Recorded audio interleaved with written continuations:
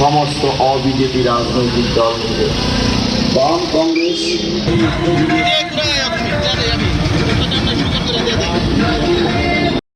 গর্ভবতী নারী থেকে 90 বছরের বৃদ্ধ। আমরা 28 নং তেলেমুড়া বিধানসভা কেন্দ্রের কংগ্রেস এবং বামফ্রন্টের সমর্থনে প্রার্থী শ্রদ্ধেয় অশোক কুমার বৈদ্যর সমর্থনে আমরা সারা বিধানসভা এলাকার মধ্যে আমরা বাইক এবং গাড়ি র্যালি করব।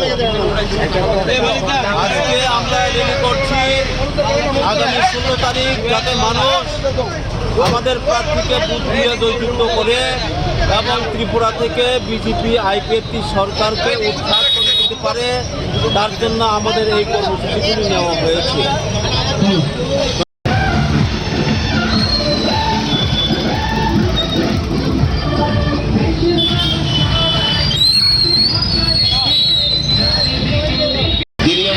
মহাশ্মশানের মোটরস্ট্যান্ড প্রস্তাবিত কোর্ট নির্মাণের ভিত্তিগ্রস্ত সত্য বামফ্রন্ট সরকার প্রস্তাবিত